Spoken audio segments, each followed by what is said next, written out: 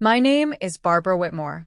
I am 71 years old, and I learned the hard way that sometimes the moment you stop funding people is the moment they start calling you unstable. It began after my husband died. My son, Eric, and his wife, Natalie, moved into my home temporarily, just until they got back on their feet. That was 5 years ago. At first, I didn't mind. Mom, we'll take care of everything. Mom, you just rest. Mom, we're here for you. So I let them stay. And slowly, I became their safety net. Rent? I paid. Groceries? I paid. Car payments? I paid. Even Natalie's small business investment failures. I paid for those too. I told myself, this is what love looks like. But love doesn't feel like exhaustion.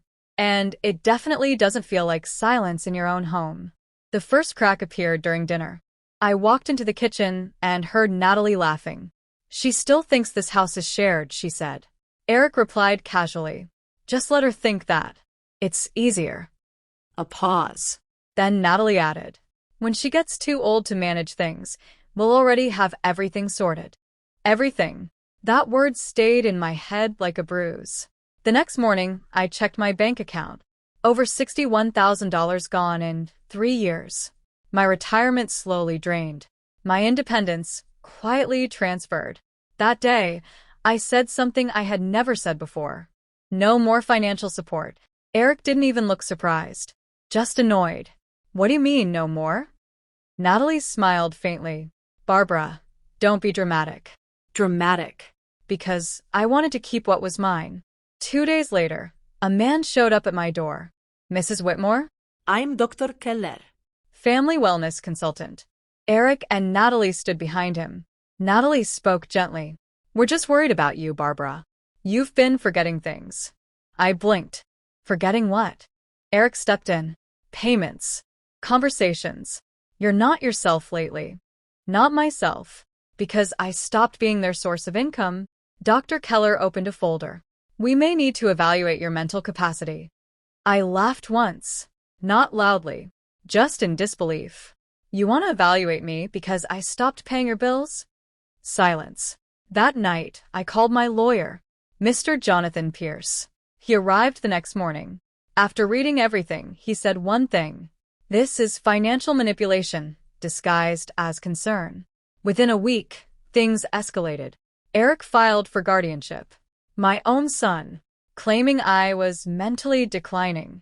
Natalie submitted statements about my confusion. Even a neighbor I barely knew signed something about my strange behavior. Strange behavior like locking my own accounts. Court day came fast. Eric looked confident. Natalie wore a soft expression like she was performing grief. Their lawyer spoke first. Your Honor, Mrs. Whitmore is no longer capable of managing her finances.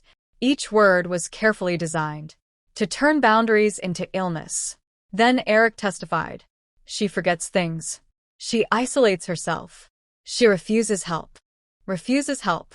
Because I refuse to be used. Then it was my turn. I stood up. And for the first time, I didn't feel like a mother defending herself. I felt like a woman reclaiming her identity. I did not become incapable, I said. I became aware. My lawyer presented everything. Bank records. Unauthorized access attempts. Financial patterns over years. $61,000. 3 years. Systematic dependency. The judge leaned forward. Who benefited from these transactions? My lawyer answered. The petitioner and his spouse. Natalie tried to speak. We were just trying to manage things. The judge stopped her. Manage or control? Silence. Eric finally looked at me, and for a brief moment, I saw panic in his eyes. Mom, we didn't mean for it to go this far. I nodded slowly. But you let it go this far. The court decision came after 2 hours. No evidence of mental incompetence. Guardianship denied. Case dismissed. Outside, Eric tried again. We can fix this. I looked at him. Calmly. You don't fix trust by breaking it first. Natalie stayed silent. Because silence is sometimes the only honest answer left. I moved out 3 months later. Smaller apartment. Lighter life. No shared accounts. No financial obligations. No emotional traps. Eric still calls sometimes.